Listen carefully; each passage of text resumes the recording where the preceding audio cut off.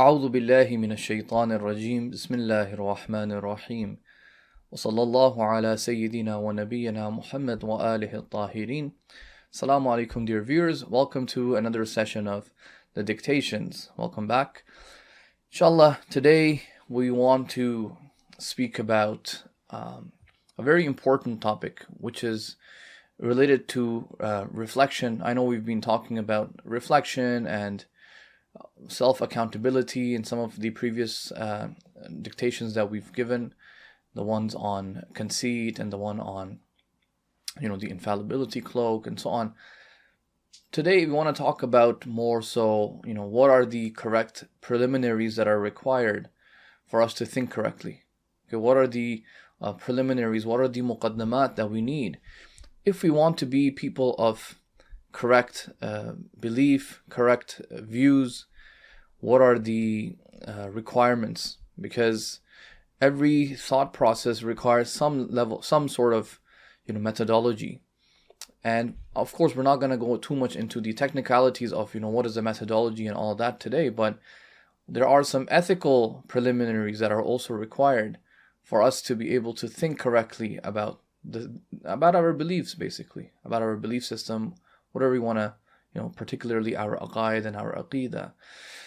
Before we do that, though, I want to show this interesting figure, interesting scholar, that he has a book. This individual named Nabi Toyserkani.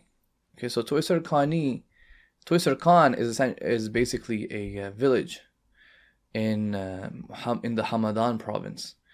It's about, I think, 100 kilometers or so away from Hamadan, somewhere near Hamadan. And this individual, Muhammad Nabi Toyserkan, or Muhammad Nabi Toyserkani, was from that city, and he died in 1902. Now, this city, this village of Toyserkan, actually used to be a very important village. It was destroyed in the Mongol, when the Mongols attacked the Abbasid Khalifa in the Muslim world. Anyways, it was destroyed then. And Muhammad Nabi himself was born in the Qajar dynasty, so in the 1800s. He basically traveled to Isfahan to study in the seminary. And when he studied just a few years, his father passed away. And his father was the main person who was financially supporting him. So when he passed away, he decided to go back to his town, Toyserkan, and basically, get the inheritance that he deserved, so that he could use that for, supporting himself and his studies and so on. When he got back to his village, or this town that he was in, that he's from, basically the family members had taken much of the inheritance, and there was barely anything left for, Muhammad Nabi Toyserkani. So he essentially, at that point, basically they had taken his inheritance, and he didn't have much left, to financially support himself.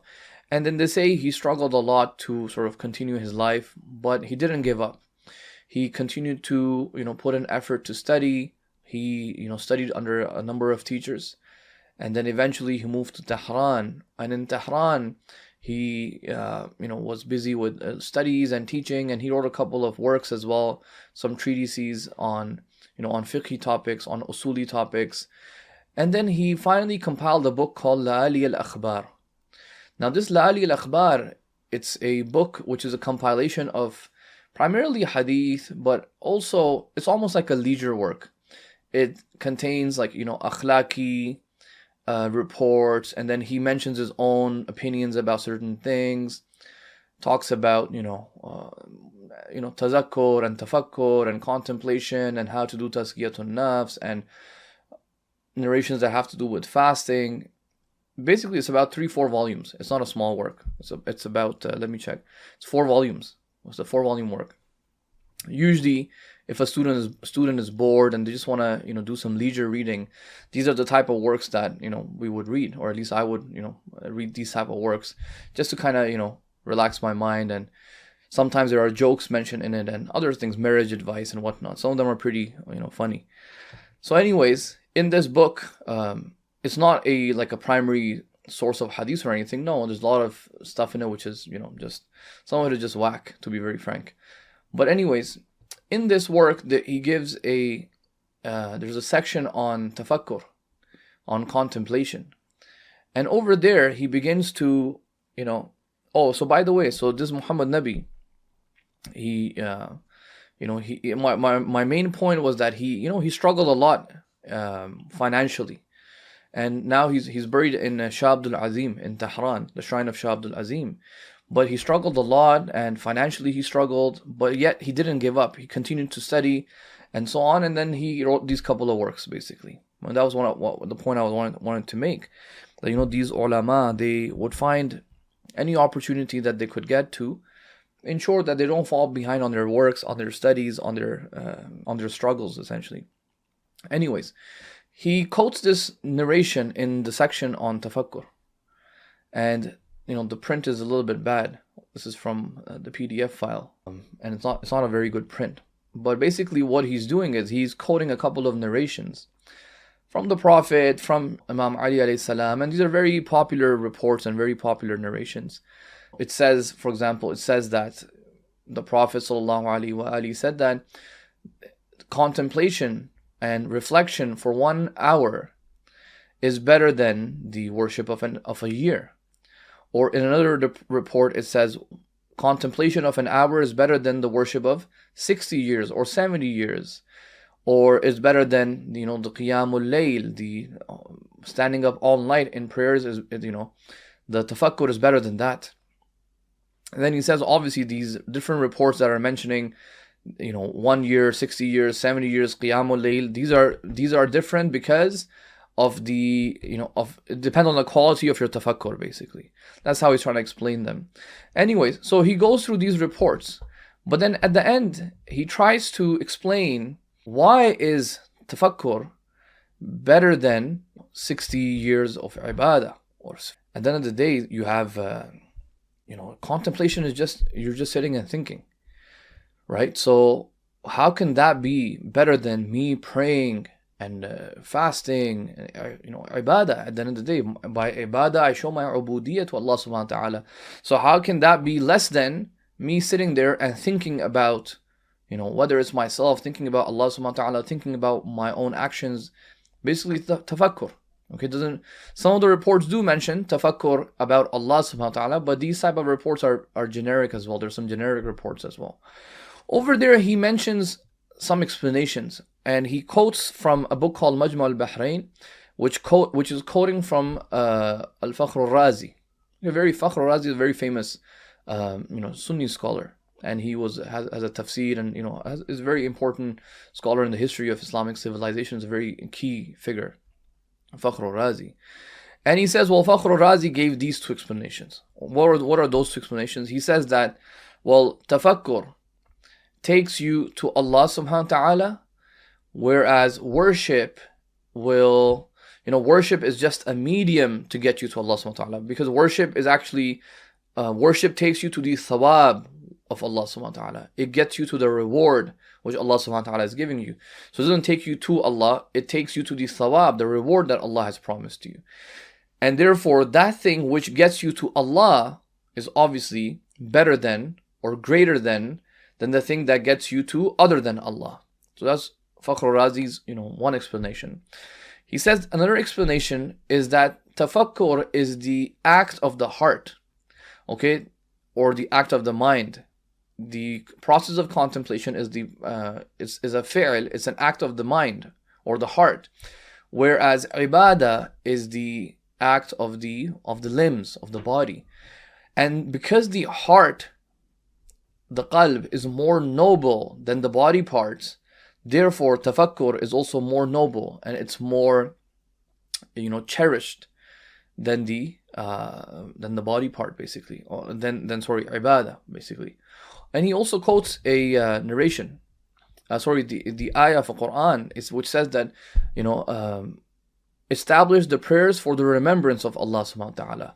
So this ayah says establish prayers for the remembrance. It shows that the salat is a medium for something.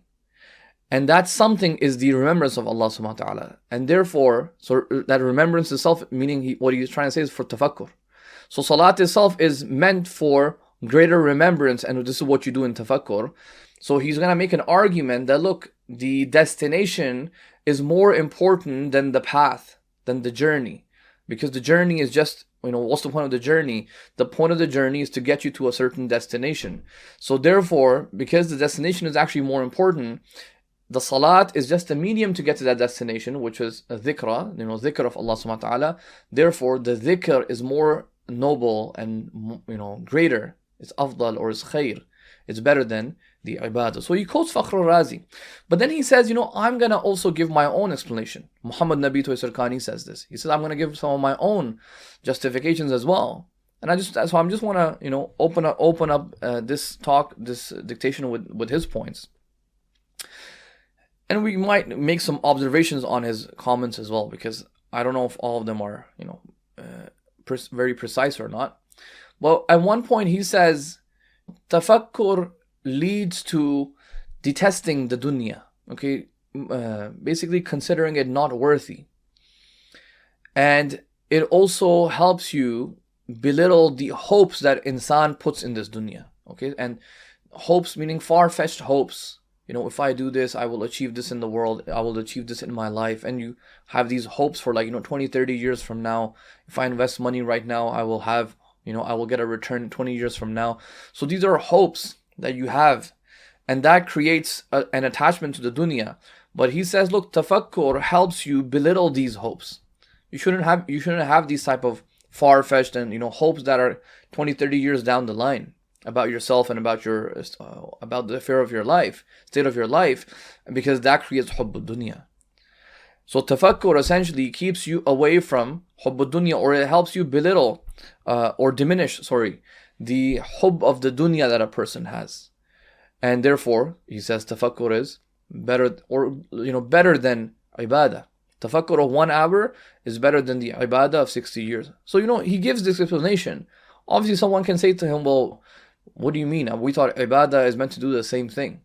So it's not very clear what he meant over here. Why? Maybe he means that, because he does mention in another point that, look, we see kings and governors and everyone prays, but yet not everybody changes. But yet the people who engage in tafakkur, you see that they change their life. So he kind of makes that allusion. So I think that's probably what he means. But at the end of the day, if somebody actually does ibadah properly, it seems like it would also lead to the same conclusion.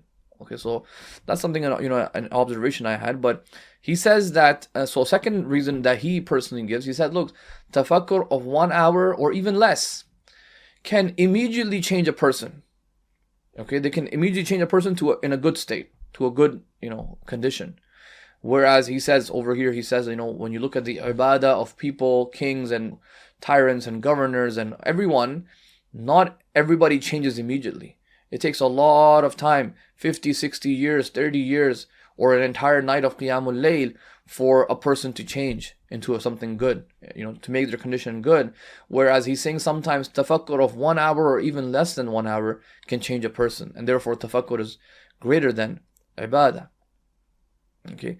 And then another thing that he says at the end, he says that, look, tafakkur many times will keep a person away from greater sins and keep them away from their hawa, from following their sort of carnal desires and stuff.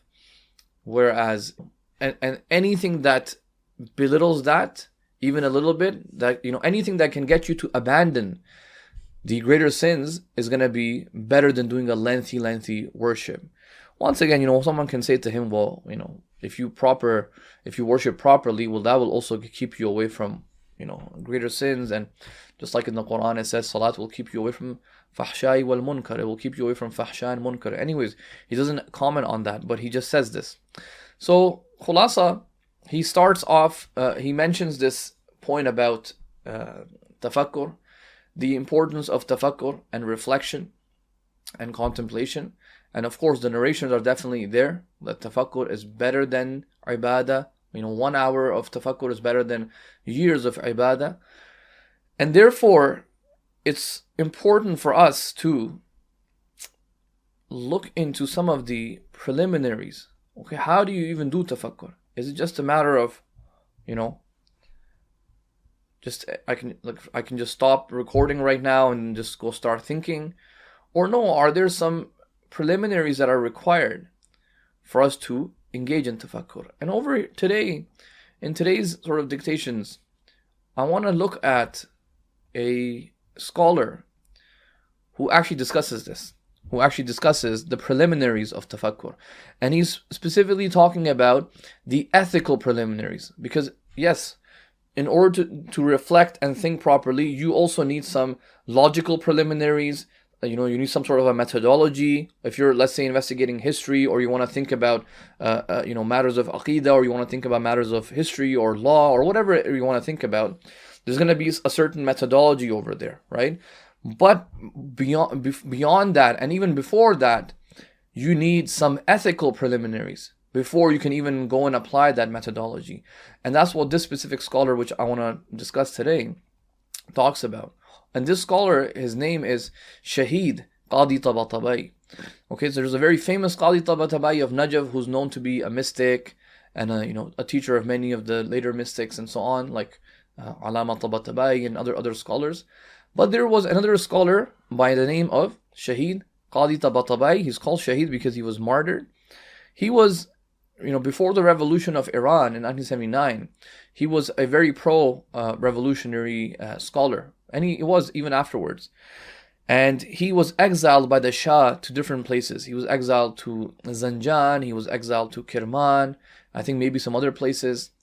Originally, he was from basically Tabriz. And he has a lot of written works. Many of them are not even published. One of his most important works that is published is called Tahqiq Darbari Arba'in Sayyid al-Shuhada. Okay, so this book he wrote, basically, there was a scholar named Muhaddith Noori. Muhaddith Noori is the teacher of Sheikh Abbas Qumi. Sheikh Abbas Qumi is the author of Mafatih al-Jinan. His teacher, Muhaddith Noori, was a very well-known scholar of hadith. He wrote a book in which he says that the Arba'in that we commemorate, the caravan of Imam Hussein alayhi salam, meaning the women and the children, they never came back to Karbala from Sham. They went to Sham, they were in the prison, and then they returned back to Medina.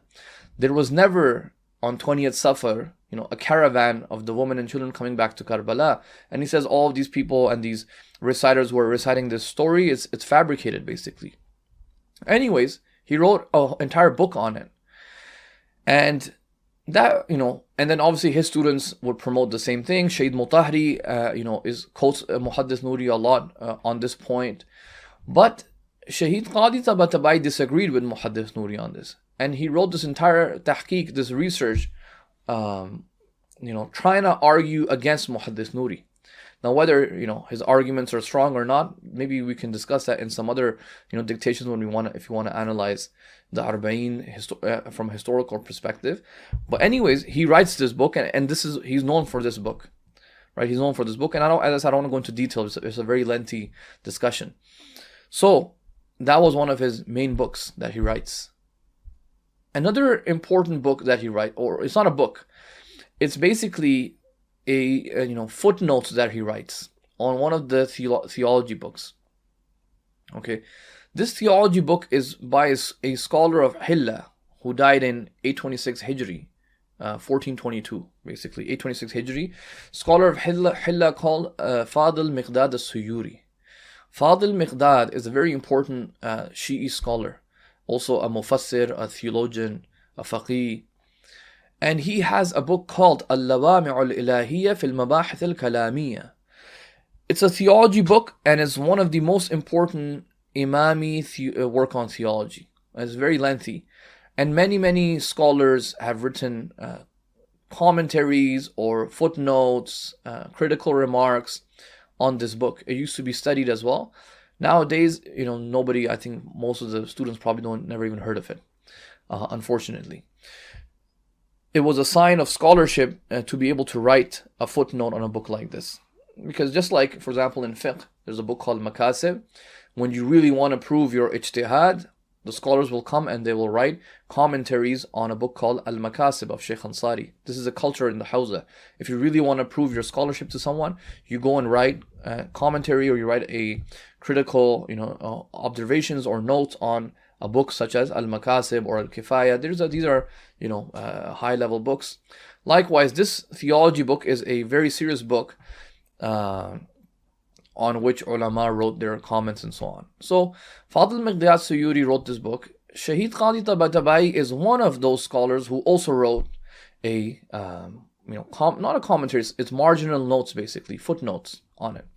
Shahid Qadhi Tabataba'i, by the way, after the revolution, I forgot to mention, he was made the Imam Juma of Tabriz by Imam Khomeini, and then within that first year after the revolution, I think in 1979. So revolution came in 1979, beginning of 1979.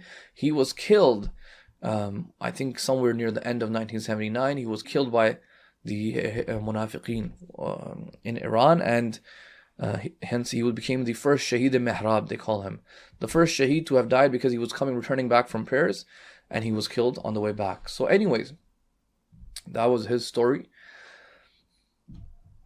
I will open up the actual work of Fadil Miqdad Suyuri over here, if I can pull it up. Okay, so Fadil Miqdad Suyuri has a book right here, and this is on NoorLib.ir. NoorLib is a very important website. It's a library. It's an online digital library. You have to pay. You can purchase a subscription for it. And even if you can purchase it through PayPal as well, and you can access like hundreds and thousands of books on it. So this is where I've opened it up because there's no other PDF for it. Anyways, this is the book, and there's a part where Fadil Miqdad says right here. So footnote number 3. He says here, so Fadil Miqdad is talking about so he has some preliminary discussions about Nazar. Nazar is a type of reflection. Okay, should you even investigate into religion? Should you even investigate in any of the matters of religion? It's a very important discussion that they would do in the beginning of theology. Meaning, who even tells me that I have to investigate in religion?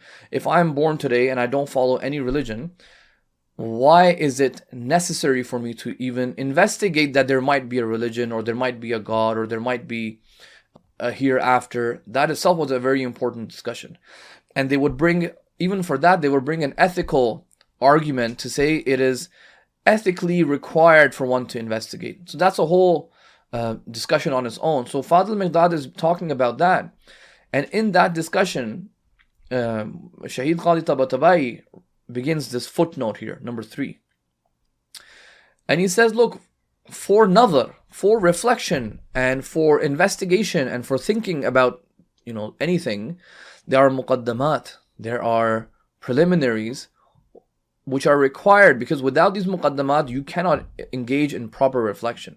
Okay, and he says there are many preliminaries, as I was mentioning. There are many preliminaries, and the main point he wants to mention here is that, look, you need to engage. You need to make sure these preliminaries are there, because only then can you attain certainty in the matters of usul ad-din. So discussion over here is about usul ad-din. Does God exist? Is God just? Is there a day of judgment? Should there be a prophet? These are the usul ad-din. So, and these usul ad-din have to be basically with certainty. You need to know them with certainty. You can't do taqleed in these matters. Okay? So he says, look, in order to get that certainty, you're going to need some preliminaries. He says, look, I'm going to mention 5-6 preliminaries here. And these will, without them, you cannot reach the haqq. Okay? You cannot reach the haqq. And he says, I will mention them very briefly here. Okay, so he goes, over here in this footnote, right here, al-awwal tarku ta'assub. So look at the first thing that he says. The first thing he says that you need to ensure that you have, if you want to think about theology, theological topics, usuluddin, fundamentals of religion, if you want to be able to think about these correctly, one of the first things that you have to do is you have to leave all intolerance and bias, basically. Okay, ta'assub.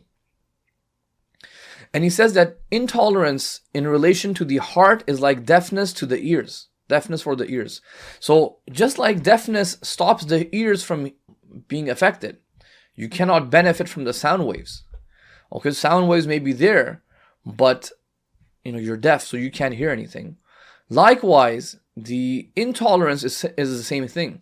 You can keep hearing the truth, but it's as if you are deaf. The truth is there, people are saying the truth to you, but because you have this ta'assub, this bias, this intolerance, it's not affecting you. So Shahid Qadhi is saying that this intolerance becomes a barrier for the heart. Okay, it says it becomes a mani'. Okay, it becomes a mani' for the qalb. The heart cannot benefit and cannot get affected by the truth at that point. Okay, so that's the first thing he says. Okay, so right away, if you want to enter into a discussion about the fundamentals of your belief, about your religion, the very core aspects of it, well, you're not going to be able to do it properly unless you get rid of the bias. Come in as a neutral party, right? Everything is on the cards over here. So, avoid intolerance. That's the first thing that you can do. Second thing he mentions is, very, very interesting, and it's probably one of the most difficult things to do. Okay, and that is, moral braveness. Okay. Moral braveness, he says, it is the ability for one to say the truth all the time and to accept it once there is a definitive proof for it. Once there is a proof for something, you should have the moral courage to acknowledge and admit it and believe in it. One should not doubt the truth and should not follow. So, at that time, you shouldn't say, well, I have acknowledged that this something else is the truth. I was on falsehood, but you know what? My ancestors were on the right path. Sorry, my ancestors were on this other path, and I just need to make sure that I don't go off the path of my ancestors. Just because, this is something that has been done for centuries. No, he says, and that does require courage. For you to change and go off the path of this, something that your parents and your ancestors have been doing for centuries. Once you have acknowledged the truth of that matter, it is very difficult to alter that. And this is something that we keep seeing in the Quran as well, or in the Seerah of the Holy Prophet, where people had seen the truth of the Prophet, but it was just extremely difficult for them to let go of the path and the suluk of their ancestors. And they will say, our ancestors believed in this. And they will say, do you think, O Prophet, that all of our ancestors were wrong? And the Quran says, yes, it's possible that all of them could have been wrong. They're not infallible at the end of the day. So Shahid Qadhi says, look, you will need moral braveness. You will need the courage to acknowledge and admit that you are also wrong, that you could be wrong about something. So that's an ethical, virtue that you must have. He says that he even continues to say that, look, you shouldn't be scared of any assault, okay, from anyone. One should believe in the truth and expose the truth about the fundamentals of religion he's speaking about here, despite any hardship or obstacle. Tawheed, the necessity of prophethood, the day of judgment, these are the core fundamental beliefs. These are the usuluddin. You need to believe and you need to be able to say these to people. You shouldn't be scared of this. And he says, if somebody possessed love for the truth itself, these hardships will automatically become easy for them. The problem is sometimes we are uncomfortable with the truth itself, and hence sometimes we don't want the truth. Sometimes we're scared of even hearing the truth, that the truth might be wrong. Sorry, the truth might be something other than what I want it to be. That that fear that we have basically ruins the courage that we should have instead. So that's the second preliminary that he mentions. He goes on. He says, look, the third preliminary that is required is to stay away from the hawa. Okay, the hawa or nafs. Hawa is like the wants that you have. He says, look, make your soul content to. He's like, look, make your soul content to accepting the proof that is given to you. he's talking about definitive proof, not just any random proof. No, proof which is with certain, it's for sure, it's proven, something is clear-cut proven. Makes your soul used to accepting the truth and the facts, even if they are against your own desires. Okay, even if they are against your own desires. And that's, once again, not easy to do. Your desire may be, you may desire the truth to be in a certain way, or you may want it to be in a way, an X, Y, Z way, but the truth happens to be in an ABC way. And at that point, you want to make sure that your hawa, your wants and your desires don't overpower you. You want to make sure that no, your soul is stronger than the desires that it has. Don't let your soul get controlled by the desires. Let the soul accept the burhan or the dalil or the argument that is being given to you in front of you. The fourth ethical preliminary that he says that you require in order for you to reflect properly. Remember, viewers, all of this has to do with you being able to think correctly. Okay, he's saying that if you don't even have these, if you don't even have a love for truth, if you have too much hawa on nafs, or if you have intolerance, you won't even be able to think properly. And the fourth one, he says, you must, either leave or minimize the shahawat, the indulging in pleasures.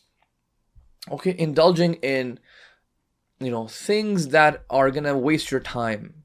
Okay, you're gonna end up spending a significant amount of time engaging in those pleasures. Okay, could be haram pleasures, sometimes it could even be halal pleasures, but when you go too extreme with even those, it can become a problem, because then you can start distancing yourself away slowly from much more important matters. Or if you are committing, or if you are indulged in haram pleasures, well, it will take you slowly away from your fitrah and ultimately the aql.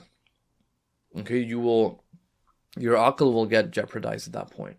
The shahawat will overpower you. This indulgence in constant pleasure, which is very common in the world today, right? And it's one of the main reasons why people probably even give for why they're not even bothered to investigate into religion.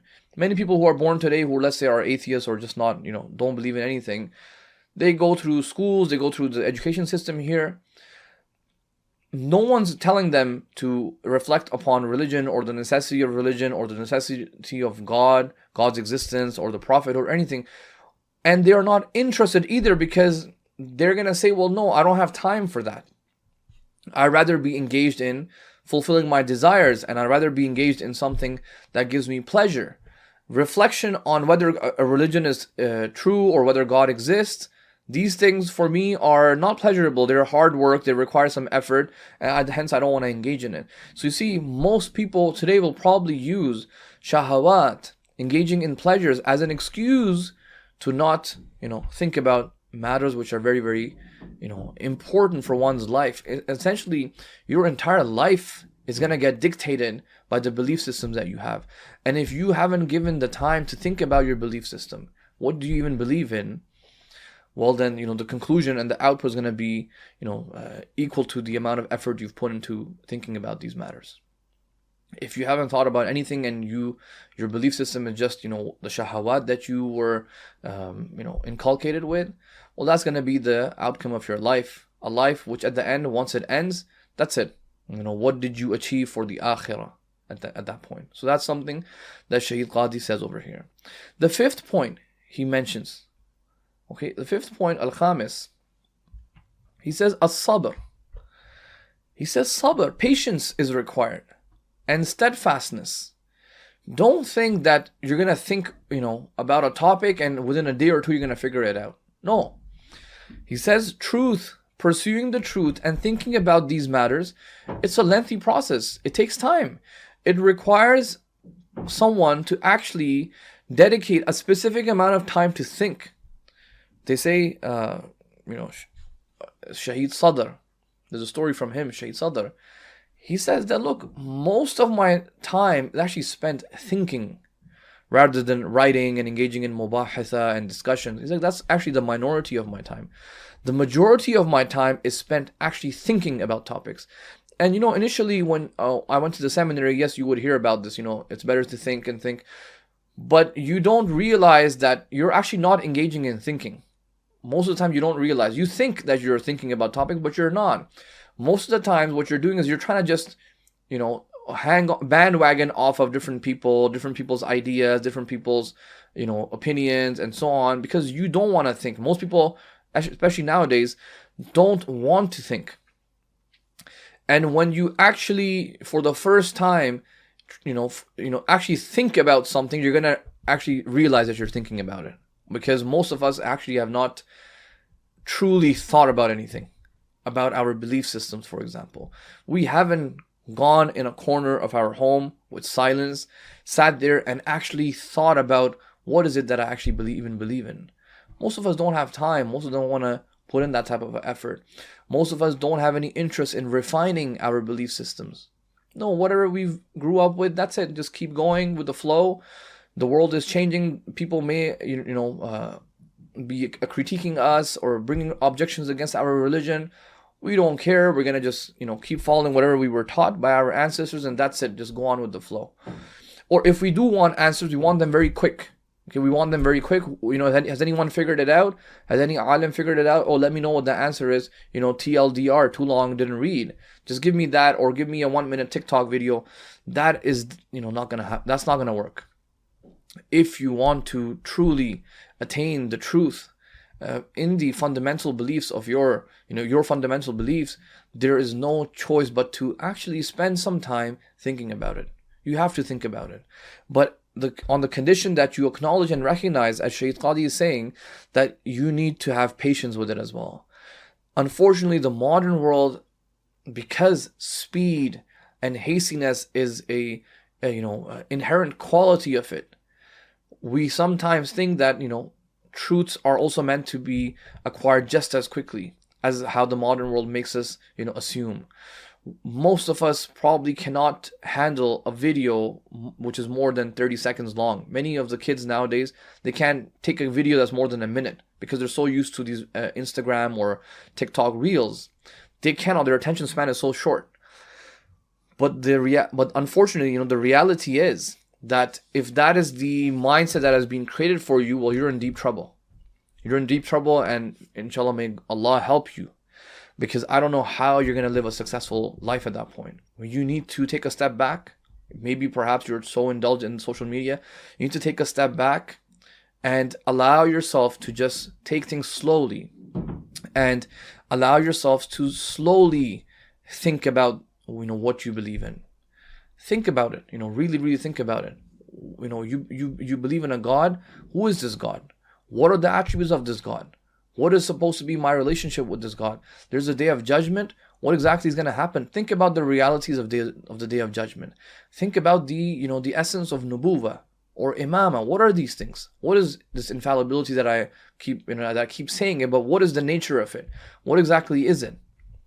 Think about these topics because they're not that easy to come up with a conclusion on. You need to spend some time on it and think about it. Anyways, Shahid Qadhi says that, look, this requires one to dedicate specific time. You need to allocate a certain time to think about it, and requires one to avoid becoming worried when the truth does not become clear right away. So because we're living in a very hasty world, sometimes I notice when some of the youth don't get a quick answer, 1 day, 2 day, maybe they've gone and asked 1 scholar, 2 scholar, and then they think that's it. I've asked 2 scholars, there's no answer for this question, and that's kind of it. Let's wrap it up. And then they get depressed and so on. Well, they don't realize, 2 scholars isn't the criteria. There's an ocean of scholarship that's out there. Many of us don't even have the tools or the language skills that are required to access those, unfortunately. So look, he says, don't become worried when the truth does not become clear right away. It's normal. It is definitely not rational for one to spend their life with things that will perish, meaning just dunyawi things, while not dedicating time to think about matters that may be of the utmost importance in the long term. Long term, both in your life and as well as in the hereafter. It's a very basic, calculation. You rather prioritize the things that are going to have a much longer impact on you. So things which are the fundamental, your belief systems are going to have a much more significant impact than the immediate dunyawi things that you are probably involved with. And the last thing that Shahid Qadhi says, he says, look, if you want to be able to think correctly, okay, you must be able to clear your heart of any sort of ulterior motives. Okay, you must be able to get rid of any ulterior motives that you may have. And this is also, unfortunately, a very, very common ethical disease that many people have. Once they start researching a topic, or they want to, they go in trying to prove a certain position or trying to disprove a certain, opponent. He says, look, if you're going to go with this, well, that's going to create a bias in you already, and you are going to end up committing fallacies in your thinking process. He says one should empty their thoughts of anything they have heard from their ancestors and relatives, or anything that was said to them without any proof. Get rid of all of that. It should be as if the person is researching a topic, having heard about it for the first time. The only thing that should be important for this individual is gaining knowledge of the truth. This is, one of the major preliminaries, ethical preliminaries, that is required according to Shahid Qadhi, in order for you to reflect, correctly, reflect properly, in order for you to avoid making fallacies in your thinking process. And he says these are some of the matters that are required to think and reflect correctly. These are just a few of them. There's more. If one does not possess some of them, a barrier is going to get created between the individual and the haqq and the truth. It's going to be as if there's a veil on the person's eyes. And even though the individual may be extremely accomplished and knowledgeable, but because they're unable to see the truth at this point, they're not going to end up accepting it. So they may be very smart people, very intelligent people, but because they have these ethical problems, the truth may be right in front of them, but they just can't see it. Right? As the Quran says that, their eyes, they're blind basically. They're blind, even though it doesn't mean their eyesight, the mushrikeen could not physically see. No, they could see, but they could not see the truth. They could not recognize the truth, despite some of them being very, very smart and educated people. This is something that I wanted to mention because these are some very important preliminaries. Interestingly, when I went to Qom, I remember, people go to Qom for many different reasons. People go to the seminary for many different reasons. I want to do one discussion on that as well. Why do people go to seminary? What were the different objectives people, enter the seminary with? How come we don't always see a similar level of scholarship coming out of the seminary? How come different students, that went from the same community come back with very different ideas? Inshallah, later on we're gonna touch on some of these topics. But when I went to Qom, I had the intention of sort of just going scratch. I want to investigate all of my fundamental beliefs. Now, there may be certain things that you have already concluded before you go to the seminary, meaning you've already thought about the existence of God. So you may be going into the seminary because you have questions about, let's say, nubuwah, or maybe that's even clearer for you. So you may be going in because you have questions about, imamat. What exactly is this? Because it's such a huge debate in the Muslim world. Or even that may be, clear as the day to you, but you may have questions about some of the qualities of nubuwah and imama. Masalan, ilmul ghayb and isma and sahwun nabi, could the Prophet forget? These type of discussions. So regardless of where you are, you're gonna have to make sure that you're following these ethical premises, and then you can go and build a guideline for yourself, which we tried to do. Myself, some of my colleagues in Qom, we tried to come up with a chart almost, a step-by-step process of what would be required. We actually called it from nothing to Shia. If you had no belief, you went into, you are just blank, you're a blank slate. What steps would be required for you to take, and what would you need to discuss and figure out for you to become and reach at the point where you actually become a 12-er Imami Shia. And there are two aspects to it. So there's a metaphysical aspect to that journey, right? You would have to first acknowledge that there are some a priori, knowledge propositions like I exist, the law of non-contradiction, law of excluded middle, these very, very fundamental, basically evident axioms. And then you want to go into sources of knowledge, what is the value of the different sources of knowledge, what is the value of the aql, the intellect, knowledge by presence, what's called ilm huduri, what about senses and experiment and induction and memory. Figure out all of those, these sources of knowledge, and then maybe you're going to start going into the proofs of the existence of a God. Okay, whether you take the argument of infinite regress and contingency or any of the arguments, you would have to basically prove God. Once you've proven God and some of God's attributes, then you would have to then discuss. So look, so far these are all metaphysical, rational discussions, nothing to do with the Quran and Sunnah so far. You're still trying to prove now, okay, does this God even need to send a prophet? What is the evidence for that? So then you finally, prove that. Once you have proven that, now you will probably be going into the world of textual evidence. So now, okay, fine, if there is a need of a prophet, then who was this prophet and who were these prophets? How do we prove that? You're going to have to get some familiarity with Eastern religions or Abrahamic religions, Christianity, Judaism, whatever, different religions, and so on. So look, it can get very, very difficult because who's going to put so much time? You have to put a lot of time. That's why I said it's possible for some people, it depends on what stage you're starting at.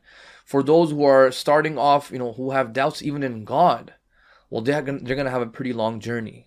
Because proving God and then going all the way down and then proving the religion and specifically Islam, and then within Islam a specific sect, and then even within those sects there are different schools of thoughts. Which one? It can take a long time, and hence why thinking is required. You can't just bandwagon off people. Or you may not have those questions about the existence of God or even his attributes. You may start off at a later stage. You may say, no, my questions are just fundamentally about imamat, for example. I believe in the Prophet and everything, but now is this imamah divinely legislated or was it something else? So you kind of have a head start at that point. But regardless, my point here is that at every stage that you're at, or at any stage that you're at, I think Shahid Qadhi summarized the ethical preliminaries that are required very, very nicely in this footnote, which I don't even recall how I came across this footnote, but I know I came across it many years ago while studying. I guess I must have looked into this theology book, and this footnote probably popped up, and this footnote is basically very dear to me because it gets to the bottom of the crux of the matter, the preliminaries that are required to think correctly and to reach at the truth. Of course, in all of this, we always do ask Allah subhanahu wa ta'ala, we supplicate to him as well, that he keeps us and guides us on towards the truth and on the right path as well. Inshallah, I hope today's dictations was interesting. Inshallah, if there's any comments and feedback, please feel free to drop the comments at the bottom. Don't forget to like, share, and subscribe to the channel. And I shall see you all in a future video, inshallah. Assalamu alaikum wa rahmatullahi wa barakatuh.